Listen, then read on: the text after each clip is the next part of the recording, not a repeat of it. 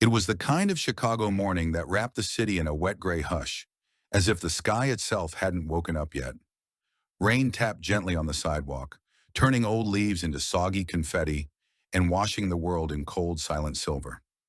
Emma Clarke stood in line at her usual coffee shop, hands buried deep in the pockets of her worn navy coat, the hem damp from brushing puddles. She wasn't running late, but she wasn't exactly on time either. That was how most of her life seemed to go these days. Just a little behind, just a little off balance, always improvising. Freelance work as a graphic designer paid the bills. Barely, when clients actually paid. Her apartment was small, her laptop was dying a slow and tragic death, and she hadn't dared open her bank app in 3 days. Still, she came here every morning like a ritual, holding on to something warm, something routine. There was a man ahead of her in line. At first, she didn't notice him, just another person in a city full of them. But something made her look again. His jacket was too thin for the weather, rain clinging to the shoulders. His jeans were frayed, sneakers soaked, one of them missing a shoelace. But it wasn't just his clothes. It was the stillness about him, the way he studied the menu like it was in another language. His eyes were clear, intelligent, but tired, deeply tired. He stepped up to the counter. "Just a black coffee," he said. His voice was low, careful. He pulled a crumpled bill from his pocket and some coins. Quarters, dimes, a single penny. The barista hesitated. "That's not quite enough."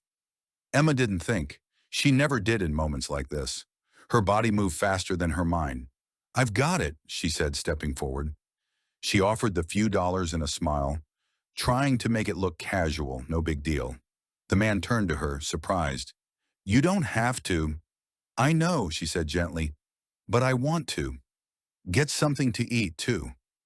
He hesitated, then nodded, quietly murmuring thanks. He added a muffin to his order, stepped aside, and let Emma take her turn. She got her usual, medium drip, 1 sugar, no room. She didn't look back at him as she stirred it, even though she felt his presence. That strange awareness of someone watching without intruding. Outside, the rain hadn't let up. She popped open her umbrella, took a few steps down the sidewalk, and was halfway down the block before she glanced back. He was still standing in front of the shop, cup in hand, staring after her. She smiled to herself and kept walking. Emma forgot about it by lunch. There were too many emails to answer, a delayed payment from a publishing client she had to chase down, and a last-minute poster redesign for a community arts center she volunteered for. The day folded into itself like so many others, functional but uneventful. She made dinner from frozen dumplings, half-watched a documentary on silent films, and fell asleep on the couch before she could brush her teeth. The next morning, a note was slipped under her door. No envelope, just folded paper. Her name wasn't on it. She picked it up cautiously, assuming it was from a neighbor, or maybe the landlord. It said only 3 words, handwritten in blue ink. "You saw me." Emma stared at the note. The handwriting was neat, steady. There was no signature, no clue. A part of her felt uneasy. Another part, a bigger one, felt something else. Curiosity, wonder. The day went on. A strange email arrived from a new client she didn't remember contacting. They wanted a simple branding job, paid up front, double her usual rate. She almost flagged it as a scam before the funds hit her PayPal. Then her landlord called, rare and never pleasant. But this time he said he was postponing the annual rent increase. Something about building maintenance delays. Emma thanked him in disbelief, trying not to question it too hard. The next day, a box arrived at her door. No sender listed. Inside, wrapped in soft black cloth, was a brand new laptop, top of the line, the kind she would never buy herself. There was a note inside, just 2 words this time. Keep going. She sat on the floor staring at the screen, her coffee growing cold beside her. Nothing made sense. She wanted to be suspicious. She wanted to find the strings attached, the hidden cost. But there was nothing. No ask, no sender, no explanation. Only this feeling that someone had started watching her life from a distance. She went back to the coffee shop the next morning, not for caffeine, for answers. The man wasn't there. She came back the next day, and the next. A week passed. Then on the eighth day he stood outside, this time dry, his clothes cleaner, his shoes intact. Still plain, still unassuming, but different, lighter. When he saw her, he smiled. "Emma," he said, like her name had been waiting in his mouth. She blinked. "How do you know my name?" "I looked," he said simply. "I had to." She stepped closer. The street sounds blurred around them. She felt suddenly very young. "You left the notes." He tilted his head. "Maybe, maybe not." "You bought me a laptop." "That," he said, "I'll neither confirm nor deny." She studied him, his posture, the way he held his coffee, how he looked directly at her but never too long. "You're not homeless, are you?" "I was. Sort of. Not in the way people usually mean. But yes, I was lost." She didn't know what to say to that, so she asked, "What's your name?" He hesitated. Then, "Daniel. Just Daniel." She offered a hand. He shook it, and for reasons she couldn't yet explain, Emma Clarke felt the ground shift under her feet, like the beginning of a storm she didn't yet see. Emma hadn't expected to see him again. Chicago was too big, too fast. People brushed past each other in grocery aisles, on crosswalks, in cafes, never knowing they'd just missed a story. But Daniel had returned, and now it felt as if the rhythm of her days had changed tempo. Something in the background had tilted, a glitch in the pattern. She didn't tell anyone about him, not her best friend Natalie, not her sister, not her co-workers from the local art co-op. It wasn't a secret exactly. It was just delicate, like naming it too soon would make it dissolve. After their second meeting, they began seeing each other regularly. Not planned, not quite accidental either. She'd turn a corner and find him reading on a park bench, or he'd be sitting quietly in the corner of the bookstore she liked on Lake Street. Once she came out of her building and he was standing at the edge of the sidewalk, looking up at the gray sky like it was trying to tell him something. Each time there was no big greeting, no rehearsed lines. They would fall into conversation like slipping into a warm coat. He asked thoughtful questions, and he listened as if nothing else existed in the world. She found herself saying things she hadn't said in years. Childhood memories, her first failed design job, how she used to draw on the walls as a kid and pretend the characters came alive. He didn't talk much about himself. She picked up fragments. He traveled. He didn't like phones. He sometimes got overwhelmed by crowds. He knew things about art, architecture, languages. But when she pressed for more, he would gently shift the subject. "I like hearing about you," he'd say. "The way you see the world. It's bright, even when you think it's not." It both flattered and unsettled her. No one had ever described her that way before. One afternoon they met at the park. He brought a bag of seed and fed pigeons with the focus of a man solving a riddle. She asked him what he used to do for work. "I built things," he said. "Teams, systems, futures. And now? I unbuild things," he said with a small smile.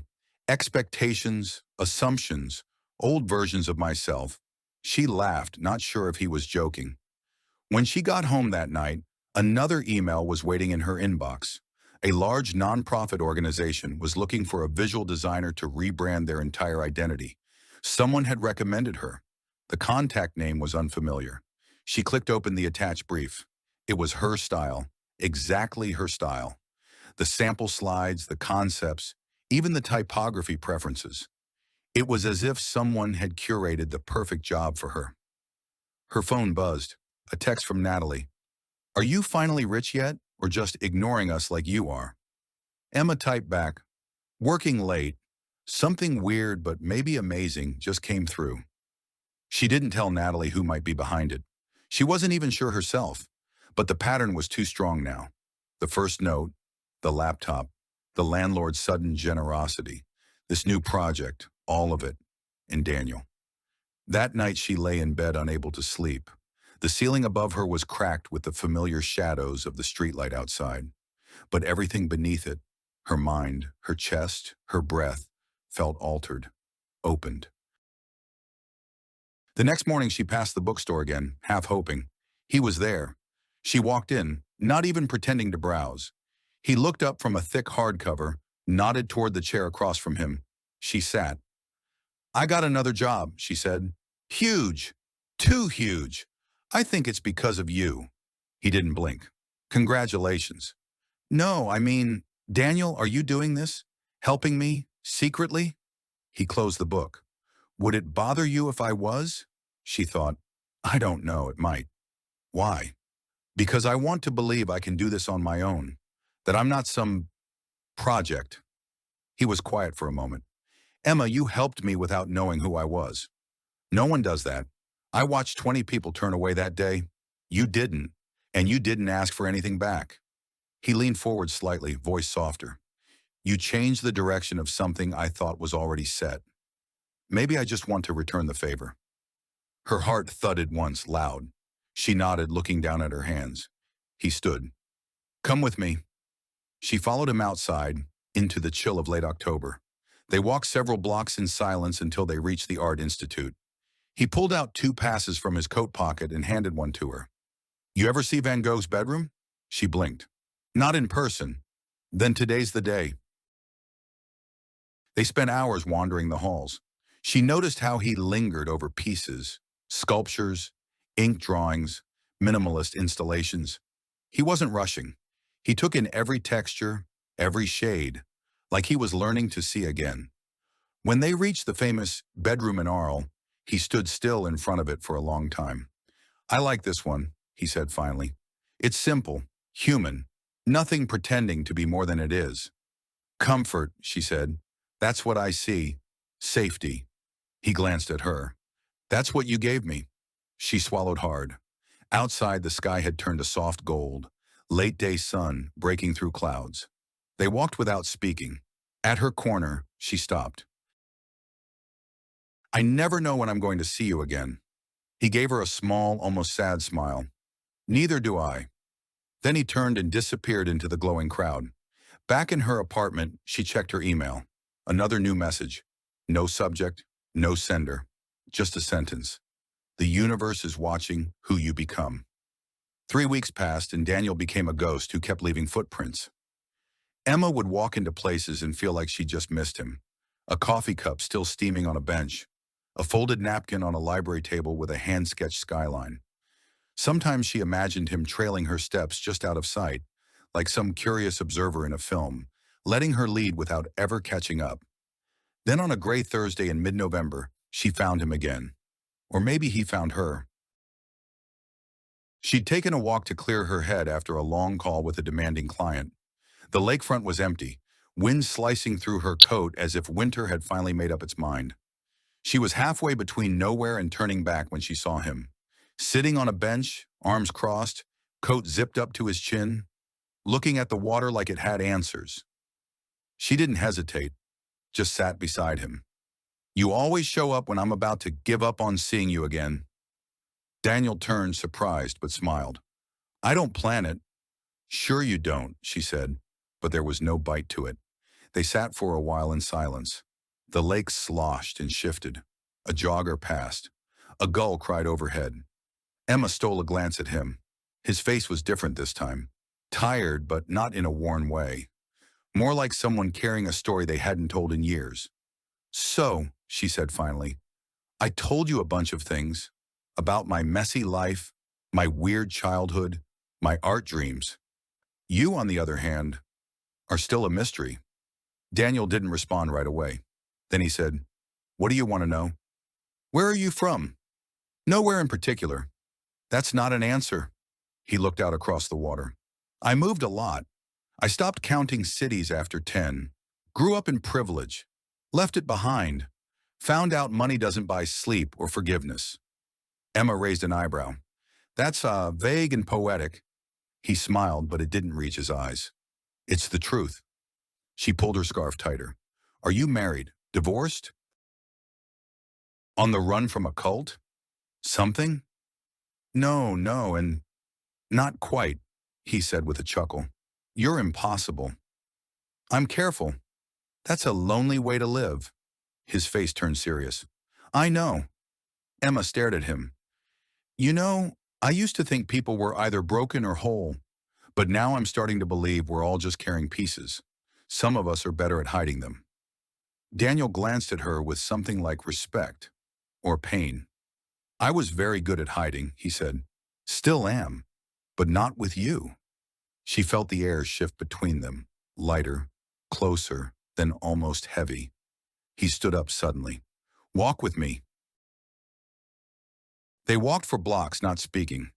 Past shuttered shops, holiday lights just beginning to appear in windows, past memories neither of them voiced. He led her toward an alley she normally would have avoided, but it opened into a courtyard she never knew existed. An old church had been converted into a bookstore, yellow lights glowing warmly from the stained glass windows. Inside, it smelled of cedar and dust and coffee. They sat in the back, where no one else seemed to go. Daniel brought over 2 drinks, tea for him, espresso for her. I don't live anywhere, he said suddenly. Not really. I rotate between rentals, hotels. Sometimes I disappear entirely. I don't keep things. No houseplants. No subscriptions. No favorite mugs. Why? She asked. Because attachments make you a target, and I stopped trusting anyone a long time ago. Emma held his gaze. Then why me? He didn't blink. Because you didn't look at me like I was nothing. She wanted to say something, but her throat caught, so she drank her espresso instead, eyes stinging. He reached into his coat and pulled out a small book, leather-bound, frayed at the corners. He handed it to her. She opened it. Sketches, her online portfolio, but printed, hand-drawn copies of her best work. But they weren't just copies. They were redrawn in someone else's hand, detailed, loving, like he'd studied each line. You memorized my work, she whispered. I needed to understand the person who saw me when no one else did. She shut the book gently and handed it back. Daniel, I don't know what's happening. I don't know what you are to me, but it's something. He looked down, then back up. I'd like to keep knowing you, if that's allowed. She smiled softly. It is. They stayed until the store closed. When they stepped out, the sky was dusted with snow. First snow of the season, quiet and slow, like a blessing. He walked her to her building. Before she turned to go inside, she touched his sleeve. Don't disappear again, she said. I'll try not to. You're bad at trying. I'm getting better. She didn't say goodnight. She didn't need to. He watched her go in. She watched him from the window, standing still in the snow. That night she dreamed of falling, but not in fear. It was more like floating, like something in her life was rising to meet her at last. In the morning, there was another note slid under her door. This one said, Chapter 3 has begun. Emma stood at the far wall of the gallery, arms crossed, pretending to check her phone, but really just trying to breathe. The opening had just started, her first real exhibition. Not a solo show, but 3 of her pieces were hanging under lights, printed large, framed perfectly. It was the kind of thing she'd dreamed about during nights full of cheap wine and rejected pitches. And now here she was. Polished floors, sparkling drinks. Strangers walking past her work with that tilted head curiosity, like they were trying to understand her through pixels and ink. She didn't tell Daniel to come, but a part of her hoped he would. It was only her second glass of champagne when she saw him, standing at the far end of the room, hands in his pockets. He wore black, not showy, just simple, sharp, clean. The kind of presence that didn't demand attention, but somehow drew it anyway. He didn't say anything. He just looked at her piece. An abstract spread of geometric forms and colors, meant to represent resilience. She called it silent armor. She watched him as he watched it. Finally, he turned to her. I know this one, he said. This is what your voice looks like. She blinked. That's a very odd compliment. It's not a compliment, it's the truth. You always do that, she said. Say strange things that feel like they mean something. They usually do. They stood in front of the painting together. She didn't speak. Neither did he. She liked that about him. The silence wasn't heavy. When she turned to introduce him to a couple of other artists, he quietly vanished. No goodbyes, no explanations. But the next morning, everything changed. An email sat in her inbox from a Manhattan-based design agency. They'd seen her work, were impressed, wanted to talk. Full-time or freelance, her choice.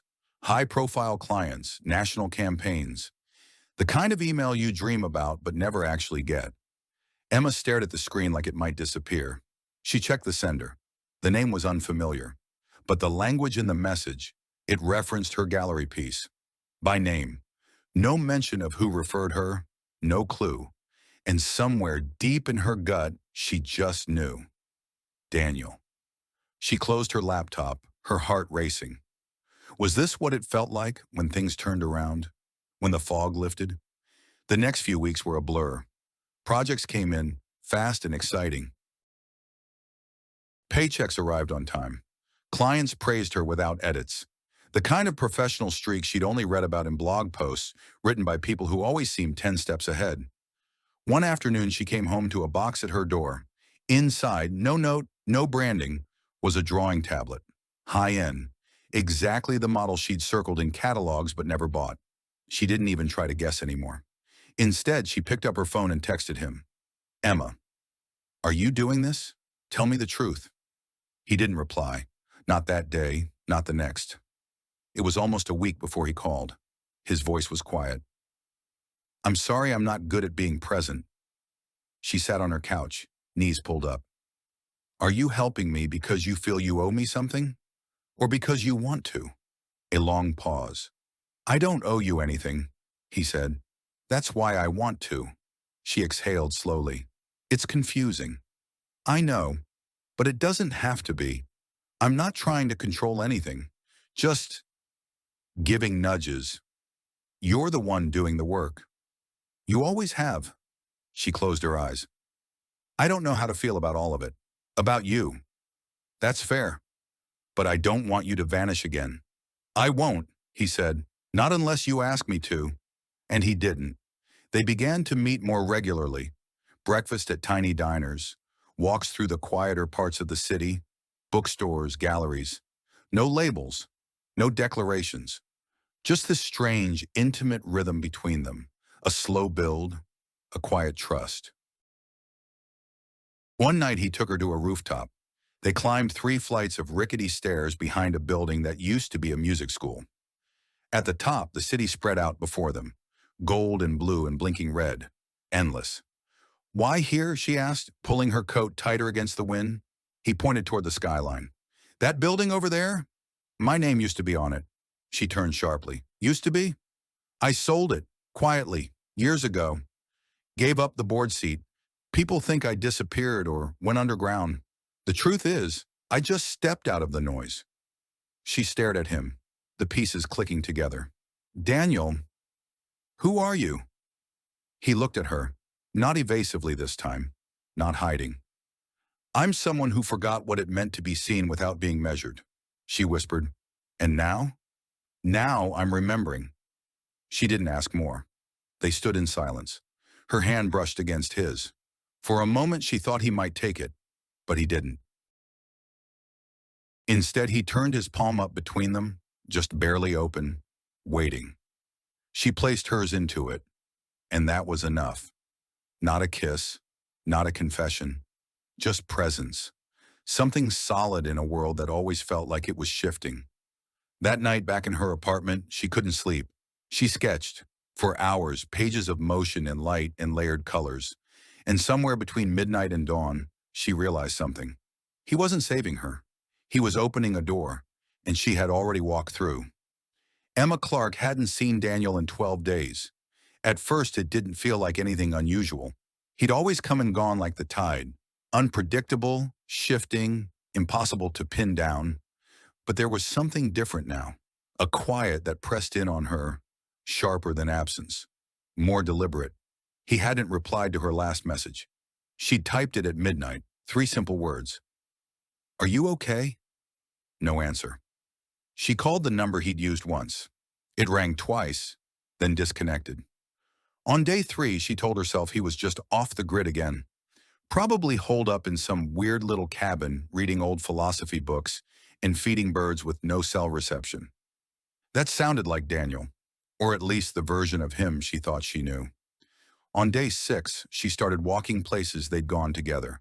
The bookstore off Lake Street, the gallery where he lingered too long in front of Rothko, the bench by the lake, all empty. She even checked the church-turned-bookshop. The woman behind the counter gave her a kind smile when she asked about him. Tall, quiet, kind eyes, the woman said. He hasn't been in for a while. Emma Clarke left her card anyway. On day 9, she started dreaming about him. Not always in full detail, sometimes just a shadow, or his voice saying her name in that low, steady way, as if her name was a safe place to land. Sometimes she woke up convinced he'd been in the room with her, only to find the air still and empty. On the 12th day, something arrived. It was late afternoon. She'd been staring at her laptop for an hour without doing anything useful. The buzz of the delivery at the door startled her. No signature required. A simple envelope, thick, no return address. Inside, a single card, heavy paper, handwritten. Trust the silence. No signature. No explanation. No relief. That night, she sat on the floor with a cup of tea she didn't finish. The envelope beside her like a clue in a mystery she hadn't agreed to solve. She said it out loud to no one. Daniel Wexley, what are you doing? Because by now she had begun to suspect, not just who he was, but the full shape of it, the way people deferred to him in certain spaces, the business building whose name he claimed once bore his own, the quiet power in his words like someone used to commanding attention, even when he didn't want it. He hadn't lied to her, but he hadn't really told the truth either. She searched the name once, just once, Daniel Wexley, billionaire tech visionary, founded an AI firm in the early 2000s, sold it in 2007, then disappeared from public view. Rumors of philanthropy, eccentric living, an offshore foundation no one could trace, no social media, no photos after 2010. She shut the laptop immediately. It felt wrong, like opening someone's diary without permission. But the pieces were there. He was the storm behind the calm, the shadow behind her sudden success, the man who stepped away from everything and then quietly gave pieces of it to her. She thought about that first day, the muffin, the rain, the worn-out shoes, and how easy it would have been to look away. She didn't, and now he was gone. Days passed. Emma Clarke's work life kept growing, almost absurdly so. A global campaign, a sponsorship deal with an art supply brand, a teaching offer from an elite school. She said yes to none of it. Her focus narrowed. She redesigned an old poster for the community center. She taught a free digital design workshop at a library. She painted something entirely by hand for the first time in years, not because she had to, but because the noise was too loud and the silence too sharp. One morning, she walked back to the coffee shop where it all began. The same one, the same line, same menu. She stood in line behind a man in a dark coat. Her heart jumped, but it wasn't him. She ordered the same thing. Medium drip, 1 sugar, no room. The barista handed it over with a smile. On the house today. Emma Clarke blinked. Why? The barista shrugged. Someone left a note. Said to give it to you. She took the slip of paper. It said, look where the light meets the dark. She turned it over. Nothing. But she knew the handwriting. It was his. Later that day, she returned to the rooftop, the one where he told her who he used to be. The view was the same. The city stretched on, indifferent and magnificent. She waited. An hour passed. Then another. Wind picked up. The sun began to fall. And just when she was about to leave, she noticed something tucked beneath the ledge, a small metal key attached to a leather tag.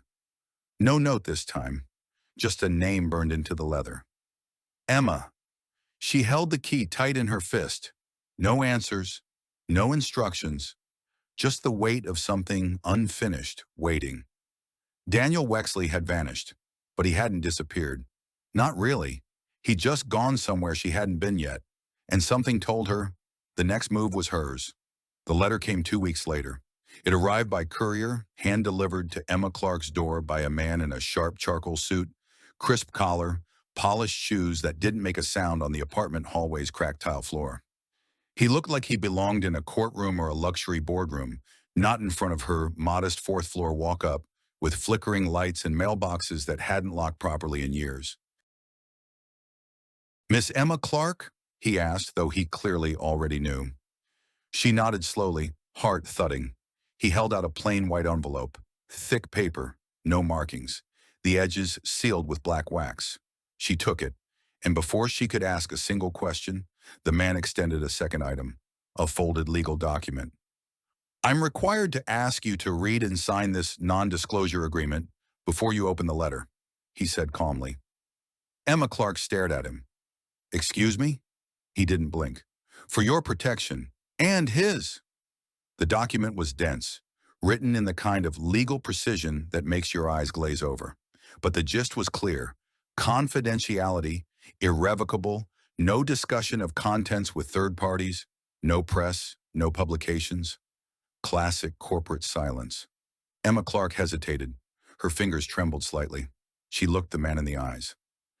"Is this about Daniel Wexley?" His expression remained absolutely neutral. "I'm not at liberty to say," which meant yes. She signed. The man nodded once. "He wanted you to have this personally." He turned, walked back down the stairs, and disappeared without a sound. Emma Clarke closed the door with shaking hands. She sat at her small kitchen table, the letter in front of her. She stared at it for a long time before she broke the wax seal. Inside, a single page. Typed, neat, formal, cold, except it wasn't. "Miss Clarke, if you're reading this, then I've crossed a threshold I can't return from. Not a physical one. Something deeper. I've spent most of my life building walls, around companies, around people, around myself. Wealth was just one of those walls, a high one, with sharp edges and quiet corridors. When you saw me in that cafe, I was in free fall. Not because I had lost something, but because I had finally realized how empty everything I built truly was. You didn't see a headline or a mistake.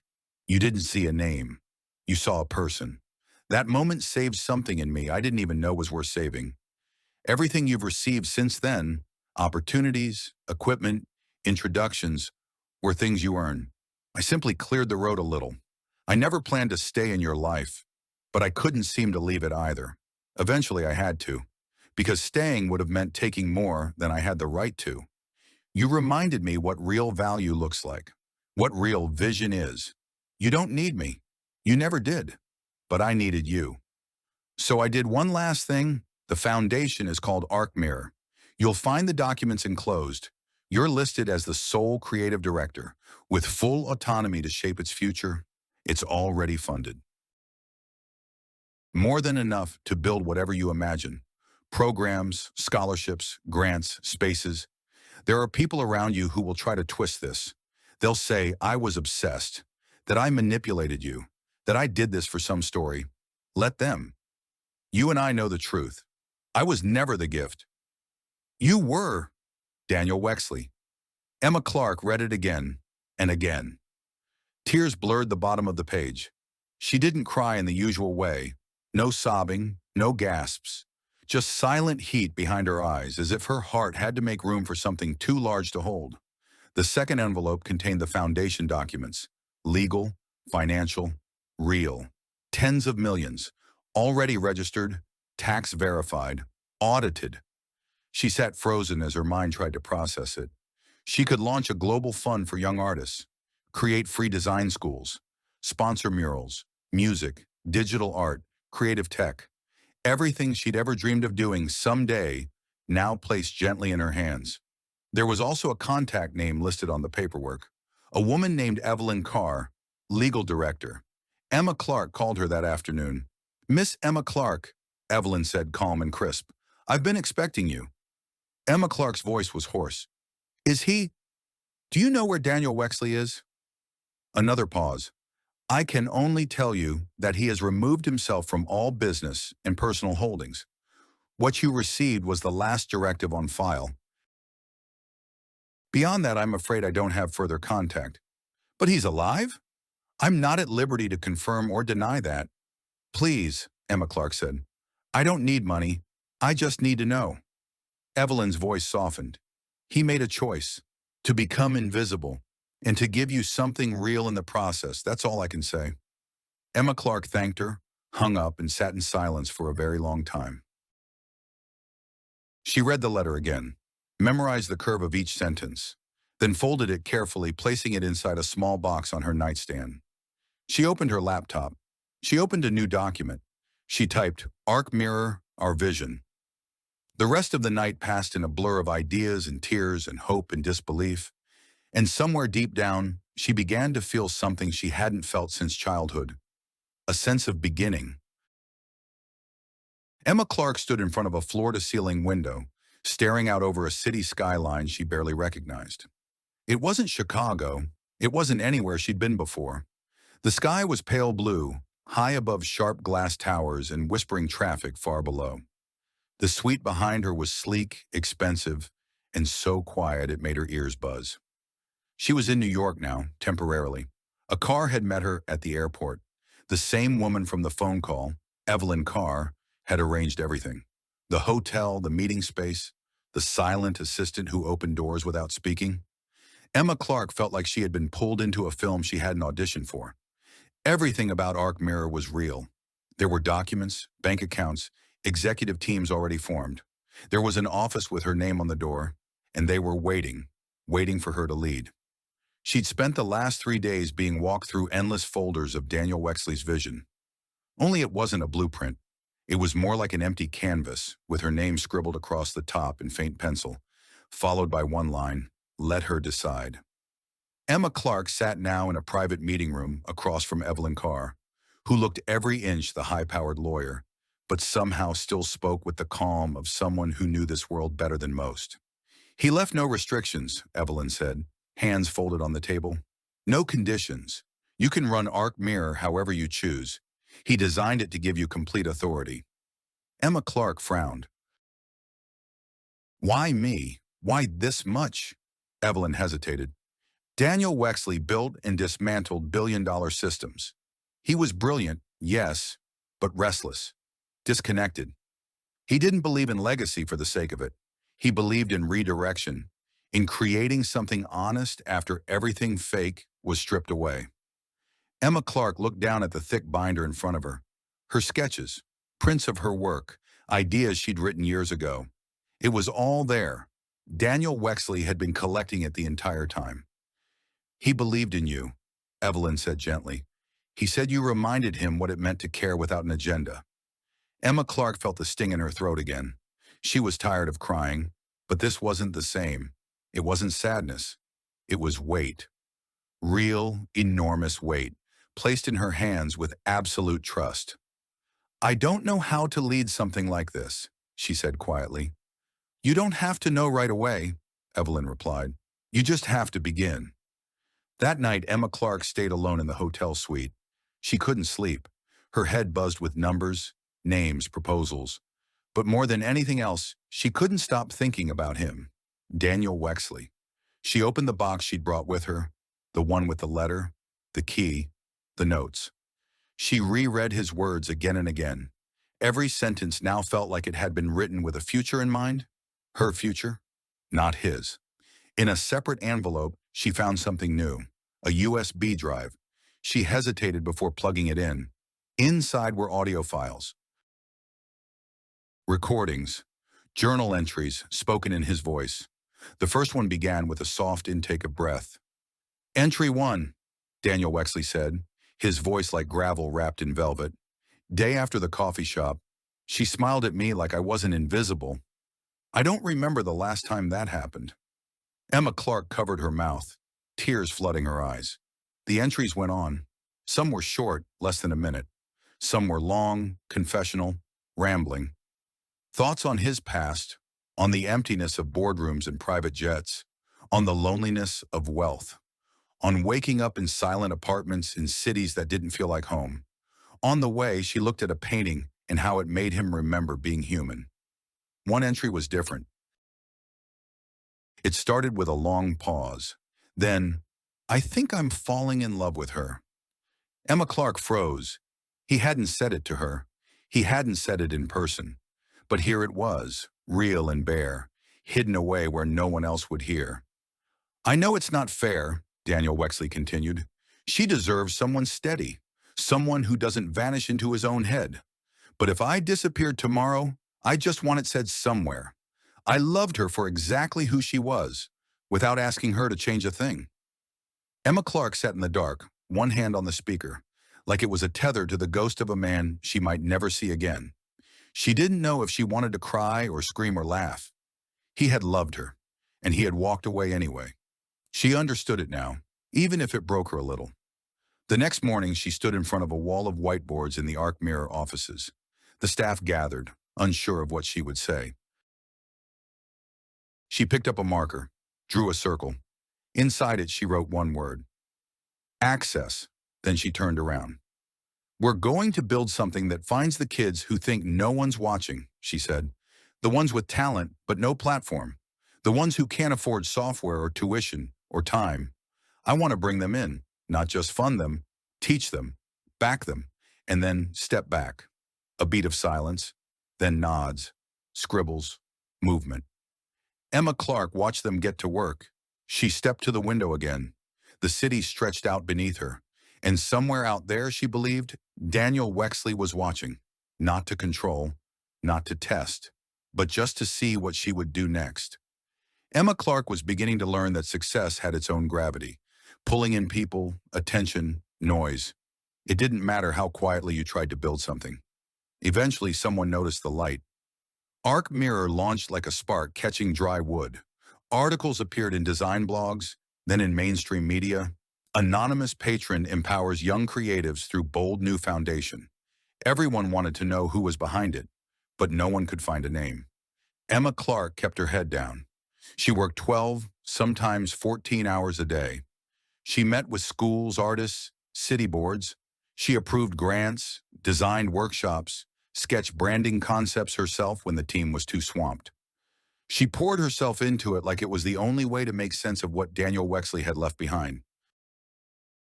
But with every headline, every dollar invested, the questions came louder.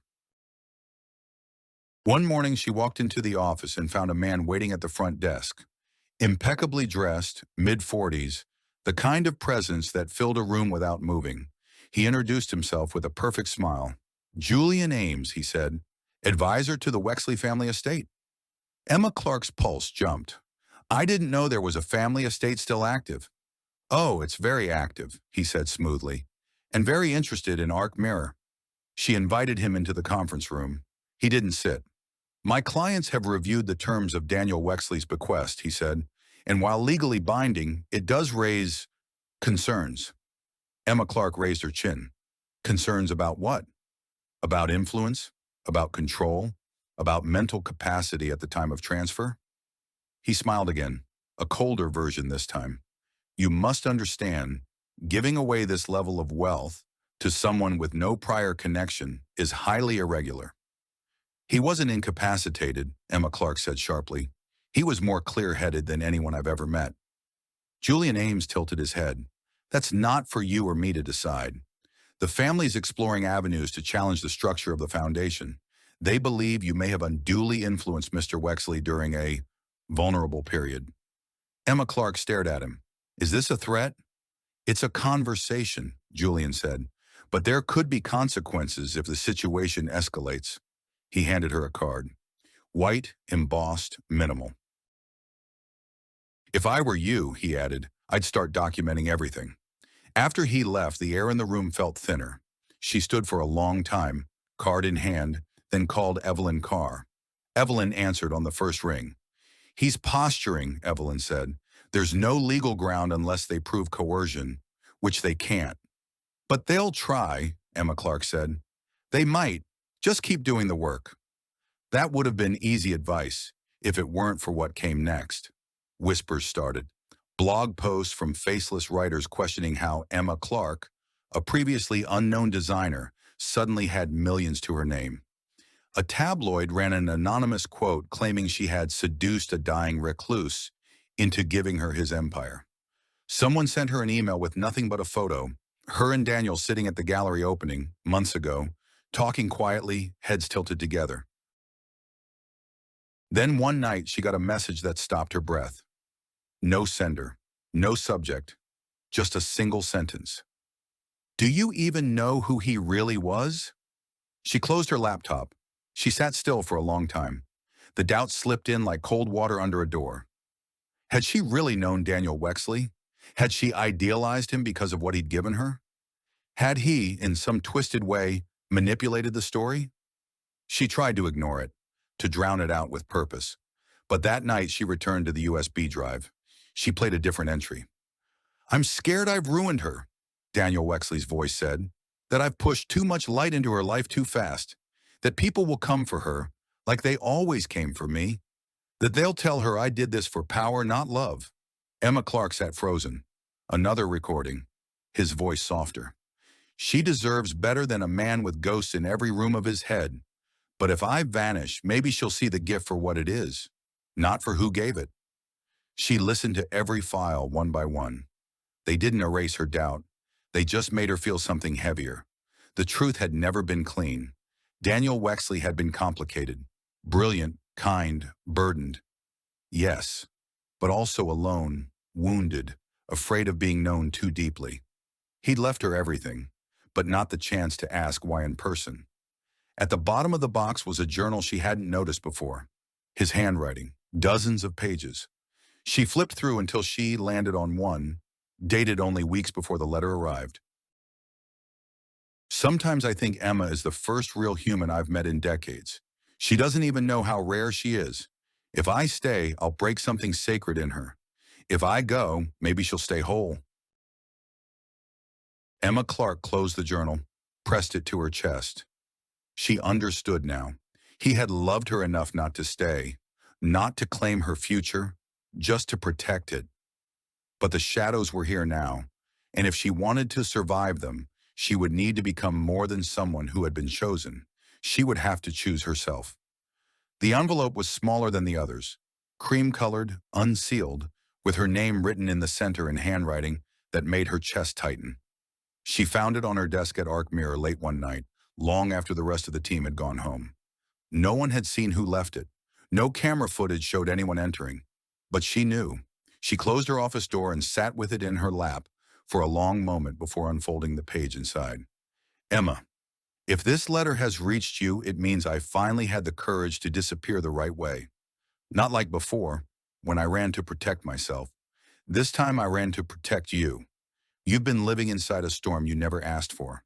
And still, you've built something beautiful from it.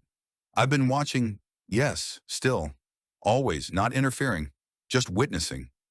You've done more with what I left you than I ever could have dreamed. You made it honest, human, yours. I didn't leave because I doubted you. I left because I didn't want to become another weight you had to carry. You already carry enough. The world always seems to ask more of the people who give the most. There is one last thing I need to give you, a key. You found it, I hope. If not, you will. It opens a place I kept hidden from everyone, even myself for a while. Inside, you'll find something unfinished, something I couldn't complete alone. I don't expect you to go, but if you do, I hope it gives you what I couldn't. This was never about saving me. You reminded me that I was still worth saving, and I loved you for it. Quietly, constantly, completely. Yours, Daniel Wexley. Emma Clarke didn't cry right away. She sat very still, the letter in her hands, reading it again and again. The room felt quieter than silence. Her breath didn't come easy. The key. She had almost forgotten about it. The one she'd found weeks ago on the rooftop. The one with her name burned into the leather tag. It had stayed tucked away in her bag, too full of unknowns to confront in the middle of everything else. Now she retrieved it. There was no address, no map, just the key. But she remembered his words. Look where the light meets the dark. It had echoed in her mind since the day she read it. She'd thought it was metaphor, a line from a poem. Now she saw it for what it was, a clue. She stood, walked to the window of her office, and stared at the city. And then it hit her. The cafe, the one where it all started. The line, the rain, the man with the worn-out shoes and the quiet voice. It sat on the border between two neighborhoods, one polished and corporate, the other worn but alive with stories. The sunlight always stopped short of reaching its door in the morning, like the building itself stood between two worlds, where light met dark. She went that night. The cafe was closed, but the building next to it had once been a co-working space, abandoned now. Its entry was boarded up, its windows dark, but the side alley had an old metal door. She tried the key. It turned with a soft, final click. The lights flickered on automatically as she stepped inside. It was a studio, one large quiet room, and it was full of her. Sketches, photos, printed clippings of her early designs, notes scribbled beside them. Daniel Wexley's handwriting, analyzing her use of space, color, emotion, her favorite book stacked in the corner. Music she'd once said she loved playing on a dusty speaker system. There were letters here too, unsent, more recordings, a wall covered in strings and maps connecting projects, cities, people. It was like walking into someone else's memory of her. But at the center of the room was something she didn't expect. A painting. Not hers. His. It was raw. Rough brushstrokes. Thick layers of paint. The composition uncertain but bold. Like someone trying to speak a language they had never learned but desperately needed to understand. The title scrawled in the corner. Emma in motion. She stepped closer and touched the frame. In that moment, she wasn't angry that he had left. She wasn't overwhelmed by the money or the pressure or the shadows. She was simply seen, fully, without noise, without doubt. She stayed in the room for hours. When she returned to her apartment the next morning, a bouquet of white tulips sat by her door. No card. Just the scent of something familiar, something unfinished. She took them inside, placed them in water. Then she opened her laptop. She drafted a press statement about Arc Mirror, not to defend it, but to declare it. She scheduled meetings with her creative directors to expand their reach, and she started writing a speech she had avoided for months. The keynote for an international arts summit in Paris. The title? The Stranger's Gift. Paris smelled like possibility. Emma Clarke stood behind the velvet curtain backstage, listening to the polite hush of the audience as they settled in. The room was grand, gilded, and hushed in that old European way, like history itself was listening. Outside, the city glowed with spring, balconies spilling ivy, cafe chairs crowding sidewalks, the sand catching sunlight like gold dust. But inside, all her attention was forward. She'd been invited to deliver the closing keynote at the International Creative Future Summit. The official topic was innovation in design accessibility, but the speech she had written was something else entirely. A story. Her story. When they called her name, the applause was kind but cautious. Not everyone knew her. Yet. She stepped onto the stage slowly, in a simple black dress, no jewelry, no clickbait persona. Just her. The lights warmed her skin. The podium felt too large. She looked out over the crowd. Then she smiled. "I'm not going to begin with data," she said, "or credentials, or any of the words we use to make ourselves seem like we belong in rooms like this." The audience shifted, curious. "I'm going to begin with a muffin." Laughter, soft, uncertain. "In 2011, I bought a muffin for a stranger. That's it. That's the story. Or at least that's how it starts." Emma Clarke spoke without notes. She told them about the cafe, the rain, the man with quiet eyes. She told them about sketches, silence, letters without return addresses. About a name she didn't know until she had already let him in. About generosity wrapped in mystery. About fear and fire and trust. She never once said Daniel Wexley, but he was in every breath. She told them about Arc Mirror, the artists, the breakthroughs, the brilliance they uncovered in places no one had bothered to look. And she ended with one sentence. Sometimes the smallest kindness is the first thread in an entire new life. When she stepped down, the applause was louder, longer. Some stood, some didn't. She didn't care. She walked off stage into the shadows of the wing and exhaled, not with relief, but with release. Outside, the summit moved on. Conversations resumed. Glasses clinked, the city buzzed. But Emma Clarke stayed in the quiet for a moment longer. That's when she saw him. At the very back of the auditorium, leaning against the farthest wall, stood a man in a dark suit. Not hiding, but not approaching, just watching, like always. Her heart stopped. It had been over a year. Daniel Wexley didn't move. He didn't wave. He just looked at her with the calm of someone who no longer needed to explain anything. When she took a single step toward him, he disappeared behind a side door.